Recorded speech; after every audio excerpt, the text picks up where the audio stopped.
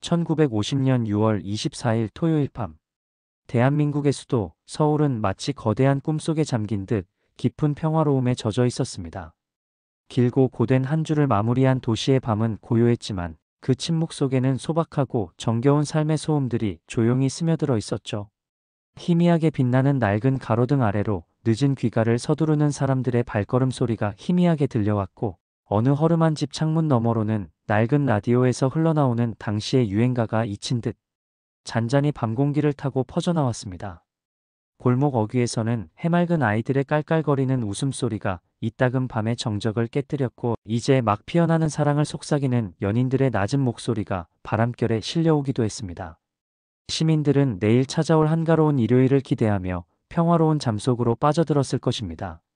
그 누구도, 단 한 사람도 불과 몇 시간 뒤 자신들의 삶을 송두리째 집어삼킬 거대한 전쟁의 그림자가 이토록 소리 없이, 그리고 끔찍하게 가까이 다가와 있다는 것을 짐작조차 하지 못했습니다.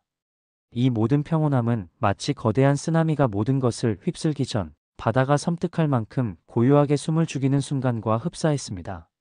역사의 가장 잔혹한 페이지가 막 넘어가기 직전에 너무나도 서글픈 평화였습니다. 바로 그 시각, 한반도를 남북으로 갈라놓은 냉혹한 경계선, 북위 38도선에는 이미 전쟁의 서늘한 그림자가 짙게 드리워져 있었습니다. 자욱한 안개가 지평선을 뒤덮은 새벽, 최전방 남한 초소의 국군 병사들은 밤샘 경계 근무에 지쳐 졸음을 애써 다잡고 있었습니다. 며칠 밤낮 이어진 끝없는 긴장감과 무료함이 뒤섞인 공기가 무겁게 그들의 어깨를 짓눌렀습니다. 낡은 철모 사이로 보이는 병사들의 눈에는 졸음기가 역력했지만, 그들은 날카로운 눈빛으로 철조망 너머 북한 지역의 희미한 산 그림자를 뚫어지라 주시했습니다. 밤새 귀를 때리던 풀벌레 소리만이 간간히 정적을 깨뜨렸고, 스산한 새벽 바람이 병사들의 뺨을 스쳐 지나갔습니다. 간헐적으로 들려오는 마른 기침 소리만이 유일한 인척의 흔적이었고, 그 외에는 아무런 소리도 들리지 않는 섬뜩한 고요만이 지배했습니다. 이 평화롭지 못한 경계선 위에는 언제 터질지 모르는 시한폭탄 같은 불확실한 위협이 팽팽한 공기처럼 내려앉아 있었고, 모두가 다음 순간에 대한 불안감을 애써 외면하고 있었습니다. 그들은 몰랐습니다. 이 고요가 불과 몇 분 뒤 거대한 폭음과 함께 영원히 깨어질 것이라는 것을. 갑자기 새벽에 숨막히는 고요함을 산산조각내는 거대한 섬광과 굉음이 하늘을 찢었습니다. 38선 일대에서 시작된 엄청난 폭격은 순식간에 남쪽으로 확산되며 서울의 하늘을 붉은색 섬광으로 물들였습니다. 곤히 잠자던 서울 시민들은 마치 지진이라도 난 듯한 격렬한 진동에 놀라 침대에서 벌떡 일어났습니다. 집안의 창문이 와르르 덜컹거리고 선반 위의 물건들이 불안하게 바닥으로 떨어져 깨졌습니다. 사람들은 영문도 모른 채 공포에 질려 전화기를 들었지만, 불통된 전화선에서는 텅 빈 먹먹한 소리만이 들려올 뿐이었습니다. 도시 전체는 순식간에 아수라장으로 변하기 시작했습니다. 어디선가 울려 퍼지는 섬뜩한 사이렌 소리와 함께 사람들의 비명과 울음소리가 뒤섞이며 새벽의 공포를 더욱 증폭시켰습니다. 마치 세상의 종말이라도 찾아온 것처럼 모든 질서가 무너지고 혼란 속으로 도시는 무기력하게 빨려 들어갔습니다. 그 순간, 불과 몇 시간 전만 해도 평화로웠던 서울의 밤은 영원히 끝나버렸습니다. 전쟁은 그렇게 예고 없이 무자비하게 시작되었습니다. 국방부와 육군본부는 아비규환 그 자체였습니다. 상황실의 전화벨은 쉴 새 없이 울려댔지만 북한군의 남침 규모와 속도에 대한 정확한 정보는 극히 부족했습니다. 초기 보고는 일부 지역에서의 국지적인 충돌로 축소되었고, 정부는 이 심각한 상황을 너무나도 안일하게 판단했습니다. 대통령과 주요 인사들은 수원으로 급히 피란을 갔지만 대다수 서울 시민에게는 아무런 대피 지시도 내려지지 않았습니다. 혼란과 무능이 뒤섞인 정부의 대응은 국민들을 더욱 깊은 절망 속으로 몰아넣었습니다. 군의 지휘 체계는 이미 붕괴 상태였고, 제대로 된 방어 명령이나 효과적인 작전 지시는 하달되지 못했습니다. 혼란스러운 보고와 거듭되는 오판, 그리고 무책임한 결정들이 겹쳐지는 사이 북한군의 거대한 기갑부대는 무서운 속도로 서울을 향해 남하하고 있었고, 단 3일 만에 서울의 운명은 비극적인 나락으로 떨어지고 있었습니다. 속수무책으로 당할 수밖에 없는, 피할 수 없는 절망적인 시간이 그렇게 흘러갔습니다. 거대한 철제 괴물들이 굉음을 내며 도로를 뒤흔들었습니다. 소련제 T-34 탱크를 앞세운 북한군의 기갑 부대는 38선을 넘어 남한으로 거침없이 밀고 내려왔습니다. 인민군 만세를 외치는 북한군들의 함성은 승리에 도취된 듯 하늘을 찌를 기세였습니다. 이들의 압도적인 기세에 국군은 제대로 된 저항조차 하지 못하고 속수무책으로 후퇴를 거듭해야 했습니다. 도로는 국군 병사들이 버리고 간 낡은 총과 탄약, 군복 등으로 아수라장이었습니다. 그 사이를 뚫고 피난길에 오른 수백만의 민간인 행렬은 끝없이 이어졌습니다. 아이들은 울부짖고 노인들은 주저앉아 길가에서 삶의 마지막을 맞이하기도 했습니다. 전쟁의 포화 속에서 가족을 잃거나 헤어진 사람들의 애끓는 절규가 사방에서 터져나왔고 도시는 거대한 아비규환의 지옥도가 되었습니다. 북한군의 붉은 파도는 모든 것을 집어삼킬 듯 무섭게 밀려들었고 그 앞에 대한민국은 속절없이 무너져 내리고 있었습니다. 자유와 생존을 향한 처절한 몸부림만이 남은 시간이었습니다. 전쟁 발발 단 3일 만인 6월 28일 새벽 충격적인 소식이 전해졌습니다. 대한민국의 수도 서울이 북한군에게 완전히 함락되었다는 소식은 국민들의 가슴에 비수처럼 박혔습니다. 도시는 마치 유령처럼 변했습니다. 굳게 닫힌 상점문들, 인적이 끊긴 텅 빈 거리만이 덩그러니 남아 있었고 도시 곳곳에는 치열했던 전투의 흔적들이 선명하게 남아 있었습니다. 부서진 건물 잔해와 탄피들이 뒹굴었고 메마르지 않은 핏자국이 여기저기 얼룩져 있었습니다. 북한군 치하의 서울은 낯설고 음산한 분위기에 휩싸였습니다. 인민군들이 거리를 활보하며 숨죽인 채 집안에 갇힌 시민들을 감시했고 시민들은 언제 자신들에게 닥칠지 모를 불행에 불안에 떨며 공포 속에서 하루하루를 버텼습니다. 그들에게 서울은 더 이상 자유의 도시가 아닌 억압과 죽음의 그림자가 드리운 공포의 공간이 되어버렸습니다. 모든 희망이 사라진 듯한 침묵이 도시를 집어삼켰습니다. 무너진 다리, 끊어진 도로, 폐허가 된 도시들. 국군은 계속해서 후퇴를 거듭해야만 했습니다. 한반도 남쪽 끝, 부산으로 향하는 마지막 길목에서 그들은 마침내 최후의 보루인 낙동강 전선에 다다랐습니다. 더 이상 물러설 곳이 없다는 절박함 속에서 국군은 처절하고 필사적인 방어전을 펼쳤습니다. 수많은 젊은이들이 조국을 지키겠다는 일념 하나로 낡은 총과 부족한 탄약을 부여잡고 싸웠습니다. 식량과 보급품은 턱없이 부족했고 밤에는 살을 애는 듯한 혹독한 추위가 병사들의 몸을 괴롭혔습니다.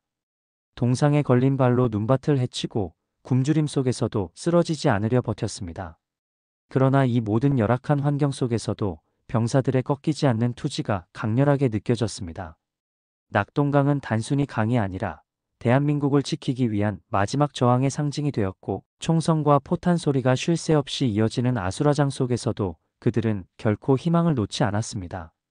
이들의 피와 땀으로 낙동강은 자유수호의 마지막 방패가 되었습니다. 절망적인 상황 속에서 1950년 9월 15일 기적처럼 한 줄기 빛이 비춰졌습니다. 유엔군 총사령관 더글러스 맥아더 장군의 과감하고도 위험천만한 결단으로 인천 상륙작전이 감행된 것입니다. 거친 파도를 헤치며 인천으로 향하는 수많은 유엔군 함선들의 모습은 그야말로 장관이었고 그 거대한 행렬은 마치 바다를 가르듯 나아갔습니다. 북한군이 전혀 예상하지 못한 곳에서의 기습적인 상륙은 전쟁의 판도를 단숨에 뒤바꿔 놓았습니다. 보급로가 끊기고 후방이 차단된 북한군은 극심한 혼란에 빠져 허둥지둥 후퇴하기 시작했고 한 달 넘게 이어지던 전선의 교착 상태는 순식간에 역전되었습니다. 국군과 유엔군은 인천 상륙작전의 성공을 발판 삼아 빼앗겼던 영토를 되찾기 위한 극적인 북진의 기회를 마련하게 되었고 이 작전은 전쟁의 흐름을 바꾼 결정적인 순간으로 영원히 역사에 기록되었습니다. 절망의 끝에서 피어난 한 줄기 희망이었습니다. 상륙작전 성공 후 파죽지세로 진격한 국군과 유엔군은 마침내 빼앗겼던 수도 서울을 되찾았습니다. 폐허가 된 서울 시내에 다시 자랑스러운 태극기가 힘차게 휘날리는 모습을 본 시민들은 감격에 겨워 거리로 쏟아져 나왔습니다. 국군과 유엔군을 향해 뜨거운 환호를 보내며 그들의 손을 잡고 눈물을 흘리는 시민들의 모습은 전쟁의 아픔 속에서 피어난 한 줄기 희망이었습니다. 잃었던 수도를 되찾았다는 기쁨은 잠시나마 전쟁의 고통을 잊게 해주었습니다. 그러나 그 감격의 순간에도 도시 곳곳에 남아있는 부서진 건물 잔해와 피폐해진 사람들의 모습은 여전히 전쟁의 아픈 상흔을 고스란히 보여주었고, 서울 수복은 승리의 상징인 동시에 감당해야 할 현실의 무게를 다시금 깨닫게 하는 쓰라린 순간이었습니다. 승리 뒤에 가려진 상처는 더욱 깊었습니다. 국군과 유엔군은 승리의 기쁨을 뒤로하고 북진을 계속하여 압록강까지 다다랐습니다. 이제 전쟁이 끝나고 통일이 눈앞에 다가온 듯 했습니다. 그러나 이때 예상치 못한 거대한 그림자가 드리워졌습니다. 중국의 막대한 인해 전술을 앞세운 중공군이 전선에 대규모로 개입하면서 전세는 다시 한번 역전되었고, 국군과 유엔군은 혹독한 추위와 중공군의 파도 같은 공격에 밀려 다시 남쪽으로 후퇴를 거듭해야 했습니다. 험준한 산악 지형에서 벌어지는 치열한 전투 속에서 수많은 젊은 병사들이 쓰러져 갔습니다. 영하 수십 도에 달하는 혹독한 날씨는 병사들의 몸과 마음을 얼어붙게 했고, 보급로가 끊겨 굶주림과 동상으로 고통받는 병사들도 속출했습니다. 전쟁은 쉽게 끝나지 않았고, 한반도는 더욱 깊은 상처를 입으며 끝없는 고통 속으로 빠져들었습니다. 희망은 다시 절망으로 변하고 있었습니다. 길고 길었던 전쟁은 마침내 1953년 7월 27일 판문점에서 이루어진 휴전협정으로 멈추게 되었습니다. 3년 한개월에 걸친 수많은 희생 끝에 총성은 멎었지만, 이것은 완전한 종전이 아닌 잠시의 휴식에 불과했습니다. 한반도에는 여전히 차갑고 날카로운 긴장감이 감돌았습니다.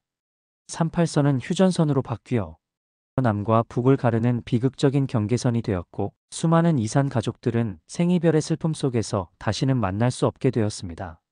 휴전은 전쟁의 물리적인 행위를 멈추게 했지만, 분단이라는 새로운 형태의 고통과 비극의 씨앗을 남겼습니다. 그들은 함께 웃고 울었던 가족들과 다시 만날 수 없게 되었고, 반세기가 넘도록 그 고통은 현재 진행형으로 이어지고 있습니다.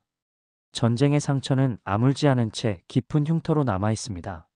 지금도 우리는 여전히 분단된 한반도에 살고 있습니다. 휴전선 너머로 보이는 북한 땅은 여전히 미지의 공간이며, 이산 가족들의 애끓는 사연은 끝없이 이어지고 있습니다.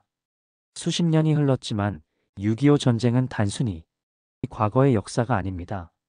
그것은 현재 우리의 삶에 깊이 뿌리내린 아픔이자 여전히 해결되지 않은 숙제입니다. 평화를 염원하는 수많은 이들의 간절한 바람에도 불구하고, 한반도에는 언제든 다시 터질 수 있는 긴장감이 감돌고 있습니다. 6.25 전쟁은 잊혀진 역사가 아닌 우리가 영원히 기억하고 평화를 위해 끊임없이 노력해야 할 현재 진행형의 아픔으로 남아 있습니다.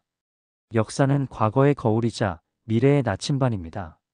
우리는 이 비극적인 역사를 통해 무엇을 배우고 미래를 어떻게 만들어갈 것인가? 그 질문에 대한 답은 여전히 우리에게 달려 있습니다. 기억해야 할 우리의 역사, 6.25 전쟁이었습니다.